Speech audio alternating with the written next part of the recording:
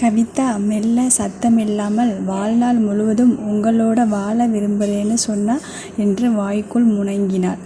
அபி மேலும் சிரித்து, என்ன என்ன? கவிதா முகத்தை மூடிக்கொண்டாள். ஆனால் அடுத்த நிமிடம் தன்னை பற்றி தெரிந்தால் அபி என்ன நினைப்பான் என்ற எண்ணம் மனதில் ஓடியது. அந்த சந்தேகத்தை தீர்த்து கொள்ள நினைத்து சத்தமாக, ஆனால் என்னோட கடந்த காலத்தை பற்றி தெரிந்தால் நீங்க வேணாம்னு முடிவு பண்ணிட்டா என்று சொல்லி முடித்தாள். அபி அவளை அருகே அழைத்து கையை பிடித்து கொண்டு, ரிப்போர்ட்டர் மேடம், கொஞ்சம் உங்களை பற்றி தெரிஞ்சுக்க நேரம் கொடுங்க. இனி நாம் ரொம்ப தூரம் சேர்ந்து பயணிக்க போகிறோம். அதனால் எல்லாத்தையும் ஒரே நாளில் முடிவு பண்ண வேண்டாம் என்றதும் அவள் கண்களில் இருந்து கண்ணீர் வந்தது. அபி அவள் மனநிலையை உணர்ந்து கொண்டு, எனக்கு மனைவியை புகழ தெரியாது, இப்போ தெரிஞ்ச மாதிரி சொல்கிறேன். நீங்கள் அழகாக இருக்கீங்க. உங்கள் முட்டை கண்ணு எனக்கு பிடிச்சிருக்கு. உங்கள் சமையல் பிடிச்சிருக்கு. அப்புறம் நீங்கள் தூங்கும்போது விடுற கொரட்டை சத்தம் பிடிச்சிருக்கு. இதெல்லாம் கேட்டதும் கவிதா முகம் சிவந்தாள். அவன் பிடியில் இருந்து கைகளை விடுவித்து கொண்டு ஓடினாள். பிறகு குளித்து ரெடியாகி கீழே வந்தாள். சமையலறையில் இருந்த பெண் கவிதாவிற்கு அருகே வந்து, மேடம், என்னோட பெயர் ஜானகி. நான் பெரிய வீட்டில் இருந்து தம்பிக்கு சமைக்க வரேன். தம்பி உங்களுக்கு வேண்டிய உதவி செய்துட்டு போக சொல்லுச்சு. கவிதா, அம்மா என்னை கவிதான்னு கூப்பிடுங்க. அவர் எங்கே? ஜானகி, சரி கவிதா, தம்பி ஆஃபீஸில் வேலை இருக்குன்னு சீக்கிரம் கிளம்பிடுச்சு. உனக்கு ஃபோனில் சொல்லிட்டதா சொன்னுச்சு. கவிதா ஃபோன் எடுத்து பார்த்ததில் மெசேஜ் இருந்தது. ஆஃபீஸ் கிளம்புறேன், நைட்டு சீக்கிரம் வந்துடுறேன், தூங்காமல் இருக்கவும். படித்து பார்த்து கவிதா சிரித்தாள். ஜானகி கவிதாவின் முகத்தை பார்த்து சிரித்து கொண்டு, இப்போது சாப்பாடு ரெடி. நைட் வேற நீ சாப்பிடலையாமே. இப்போது சாப்பிட்டு மதியம் என்ன வேணும்னு சொன்னால் சமைத்திடுவேன். அம்மா, நான் ஆஃபீஸில் சாப்பிட்டுக்குவேன். அவருக்கு என்ன வேணும்னு கேட்டு ரெடி பண்ணுங்க. ஜானகி, இல்லை, தம்பியும் மதியம் ஆஃபீஸில் சாப்பிட்டுக்கும். அப்போது கவிதா, நைட்டுக்கு நான் சமைக்கிறேன் அம்மா. ஜானகி, ஆமாம், தம்பி சொன்னுச்சு, நேற்று நைட் நீ தான் சமைச்சியாமே, நல்லா இருந்துச்சுன்னு சொன்னுச்சு. கவிதா மனம் சந்தோஷத்தில் துள்ளிய. சாப்பிட்டு முடித்து தன்னுடைய அலுவலகத்திற்கு கிளம்பினாள். வீட்டு கேட்டுக்கு வெளியே வந்து நின்றாள். எதுவும் நடமாட்டம் இல்லாததால் அப்படியே தானே மெல்ல மெயின் ரோட்டை நோக்கி நடக்க தொடங்கினாள். கொஞ்ச தூரத்தில் எதிரே ஜாக்குவார் கார் வந்து இவள் அருகே நின்றது. அபி கதவை திறந்து, வாங்க உள்ளே என்று அவளை அழைத்தான்.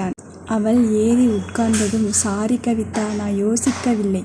இன்னைக்கு நானே ட்ராப் செய்கிறேன். நாளைக்கு வேற கார் ரெடி பண்ணிடுறேன்.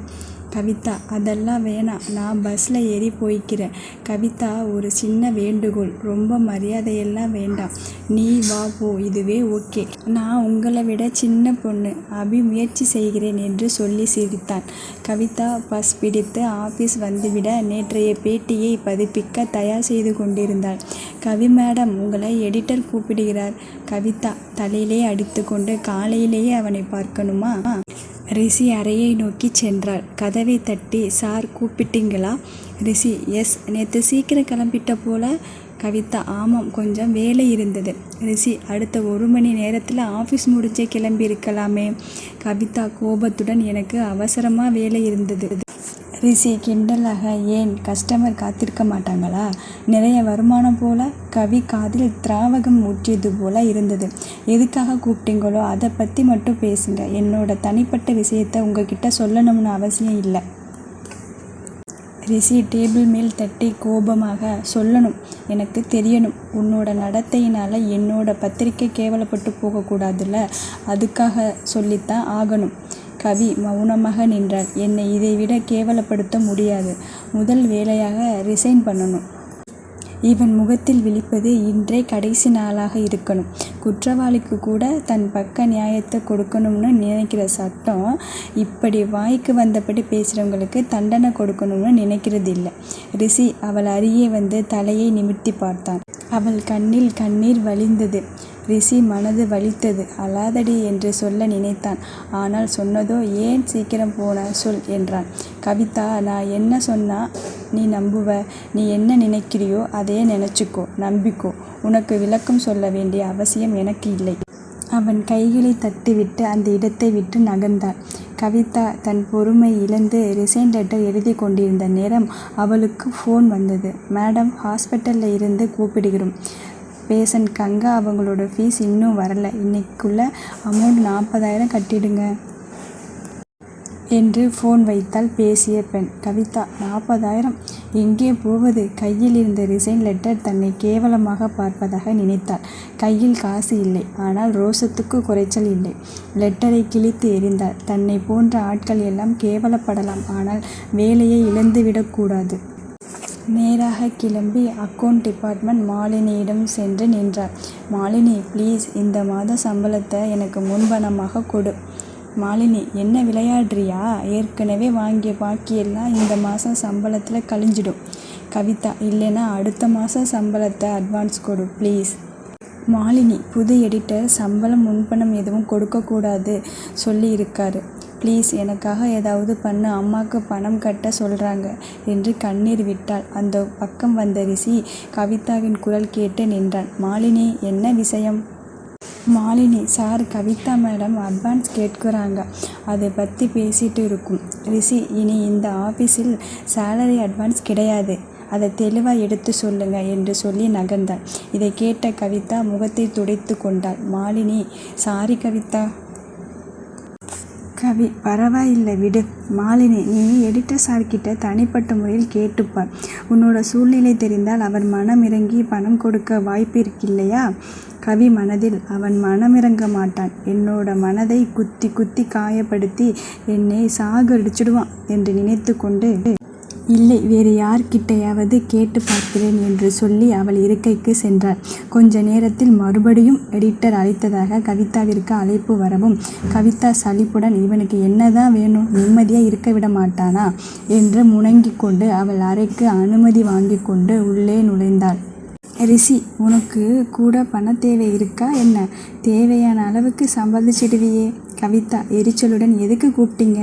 ரிஷி, எவ்வளவு பணம் வேணும்? கவிதா, 40,000. ரிஷி, எதுக்கு? மேக்கப் ஐட்டம் ஏதாவது வாங்கணுமா என்று அவளிடம் நெருங்கி நின்றான். கவிதா, ஆமாம். ரிஷி, நான் தரேன். என்கிட்ட கேட்க மாட்டியா? சரி, இன்னைக்கு ஒரு நைட் மட்டும் என்கிட்ட தங்கிட்டு போ. கவிதா ரிஷியின் கன்னத்தில் ஓங்கி அறைந்தாள். நான் பிச்சை எடுத்தாலும் உன்கிட்ட பணம் கேட்க மாட்டேன் என்று வேகமாக ஓடினாள்.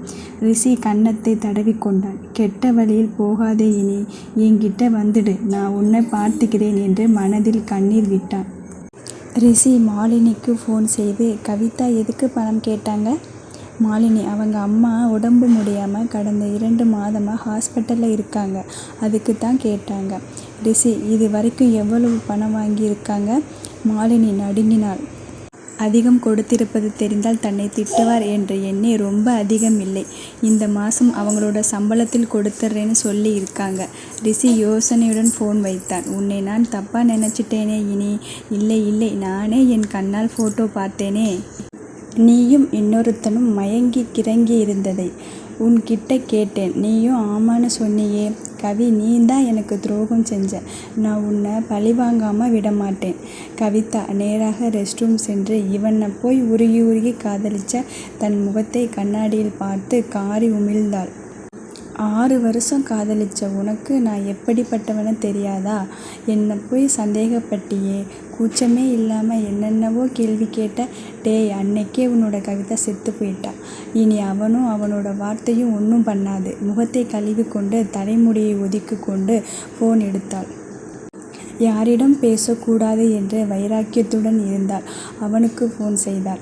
அவனின் குரல் ஃபோனில் ஒலித்தது. கவிதா, நானே உன்னை கூப்பிடணும்னு நினச்சேன். இன்னைக்கு சாயந்தரம் வீட்டுக்கு வா, உன் தங்கச்சியை கல்யாணம் பண்ணிக்க போகிறவர் வீட்டுக்கு வருகிறார், நீயும் வா, நம்ம வீட்டு ஆட்கள் எல்லோரையும் பார்க்க விரும்புகிறார்.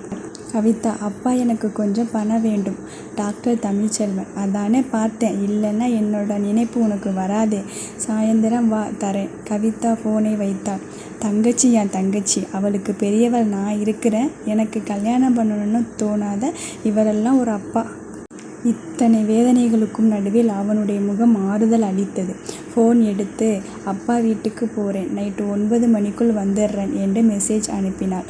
அபி வேலையின் நடுவில் மனைவி என்ற எண்ணிலிருந்து மெசேஜ் வரவும் படித்து பார்த்து சரி என்று பதில் அனுப்பினான். விவேக்கை அழைத்து கவிதாவை பற்றி கொஞ்சம் விவரம் சேகரித்து சொல்லு என்றான். கவிதா ஆபீஸ் விட்டு கிளம்பி அவங்க அப்பா தமிழ்ச்செல்வன் வீட்டை நோக்கி சென்றாள். அங்கே அவள் அப்பா இரண்டாவதாக திருமணம் செய்து கொண்ட சித்தி அருணாவையும் அவள் மகள் மோனிகாவையும் பார்க்க வேண்டி வரும். இந்த உலகிலேயே மிகவும் மோசமான உறவுகள் என்றால் இவர்கள்தான். என்ன செய்ய, இன்னைக்கு பணம் வேணும், இல்லைன்னா ஹாஸ்பிட்டலில் அம்மாவுக்கு சிகிச்சை கிடைக்காம போயிடும் என்று நினைத்து வேகமாக நடந்தாள். செக்யூரிட்டி வணக்கம் வைத்து உள்ளே அனுப்பினான். கவிதா வீட்டிற்குள் மெல்ல நுழைந்தாள். மிகப்பெரிய ஹாலில் அவங்க அப்பா கால் மேல் கால் போட்டுக்கொண்டு டிவி பார்த்து கொண்டிருந்தார். கவிதா அப்பா என்றதும் திரும்பி பார்த்தான். வா கவி என்று அழைத்து உட்கார வைத்து தன் அருகே அமர வைத்து கொண்டார். மோனி இங்கே வா, யார் வந்திருக்கான்னு பாரு என்றான். காலையில் இருந்து கேட்டு கொண்டு இருக்கிறாள், கவி வருவாளான்னு. நீயும் உன் தங்கச்சி மேல் பாசமாக இரு. வீட்டு மாடியில் இருந்து இறங்கி வந்தவள் கவிதாவை பார்த்து இனிமையாக சிரித்து அக்கா வாக்கா என்று அழைத்தாள். கவிதாவின் அருகே உட்கார்ந்து கொண்டாள். அக்கா, எனக்கு நிச்சயம் பண்ணிட்டாங்க. மாப்பிள்ளை யார் தெரியுமா? PR குரூப்போட ஒரே வாரிசு. அக்கா, அவர் பார்க்க சூப்பராக இருப்பார். வா, உனக்கு அறிமுகம் செய்து வைக்கிறேன் என்று கவிதாவை இழுத்து கொண்டு உள்ளே சென்றாள். அங்கே சமையலறையில் அருணாவிடம் பேசி கொண்டிருந்தார் ரிஷி. அவனை கண்டதும் கவிதாவிற்கு உடல் நடுங்கியது. மோனிகா எதிர்பார்த்ததுதான். அவளுடைய காதலனை தன்னுடையவனாக்கி கொண்டு அவளை தடுமாற வைப்பதுதானே அவள் திட்டம். அருணா, கவிதா வந்துட்டியா? பாரு, நம்ம மோனியை கல்யாணம் பண்ணிக்க போகிற மாப்பிள்ளை இவர்தான். மோனி சொன்னா நீயும் ரிஷியும் கிளாஸ்மேட்னு. வா, பேசிட்டு இரு, இதோ வந்துடுறேன் என்று மோனியை அழைத்து கொண்டு வெளியே போனாள். ரிஷி ரொம்ப ஸ்டைலாக கவி முன் வந்து நின்றான். உனக்கு பொறாமையை தூண்டத்தானே உன் தங்கச்சியை கல்யாணம் பண்ணிக்க போகிறேன் என்று மனதில் நினைத்து கொண்டான். கவிதாவை பார்த்து இன்னைக்கு எதுவும் கஸ்டமர் இல்லையா, மேக்கப் செட் வாங்கிட்டியா என்று கேட்டான். கவிதா அவனை கண்டு கொள்ளாமல் வெளியே நகர்ந்தாள். அவனை அவமானப்படுத்துவதாக எண்ணிக்கொண்டு கவிதாவை கையை பிடித்து இழுத்து அணைத்தான். கவிதா அவனை உதறிவிட்டு சோத்துக்கே வழி இல்லாமல் இருக்கிறதா நடித்து என்ன காதலிச்ச, இப்போ பெரிய பணக்காரன்னு சொல்லி அவளை கல்யாணம் பண்ணிக்க போகிற. இப்படி உண்மை இல்லாதவனை விட்டு நல்ல வேளை நான் தப்பிச்சேன். ரிஷி மனதில் நான் உண்மையை சொல்ல வந்த நேரம் உன்னை இன்னொருத்தவனுடன் சேர்த்து வைத்து காலேஜ் முழுவதும் பேசினாங்க.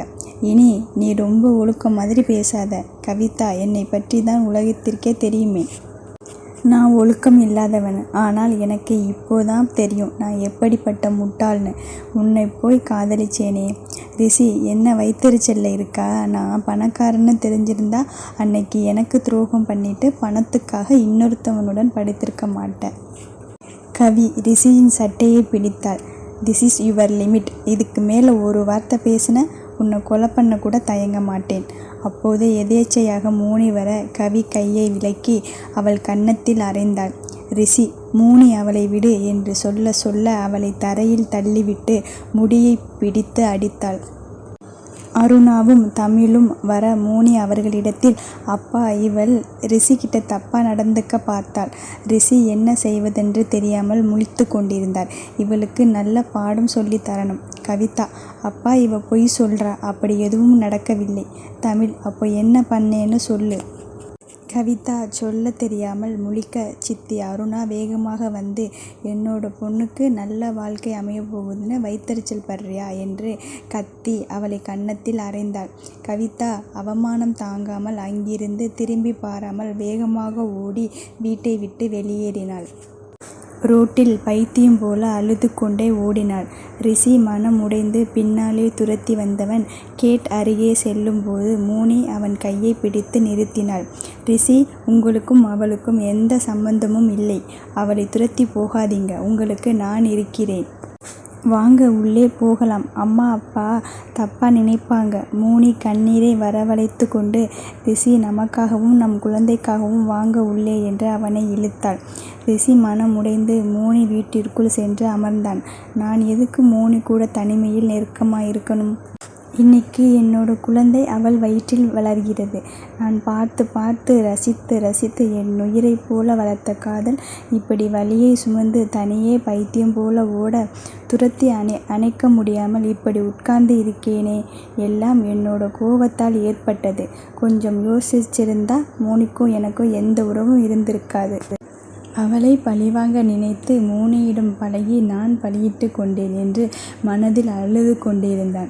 கவிதா அருணா தன்னை அடித்ததில் கோபமும் வெறியும் ஏற்பட, அப்பா அருணாவை தடுக்காமல் என்னை குற்றவாளியாக நினைத்ததில் மனம் உடைந்து கட்டுப்பாடு இல்லாமல் ரோட்டில் ஓடியவள் மூச்சு திணறி கால் தடுக்கி கீழே விழுந்தாள். அவள் அருகே வந்த கார் வந்து நிற்க, அபி தன்னுடைய வீல்சேருடன் இறங்கி கவிதாவை அணைத்து தூக்கி கொண்டான். அவளை தன் மடியில் வைத்து கொண்டு காரில் ஏறி கோபத்துடன் வீட்டுக்கு போகலாம் என்றான்.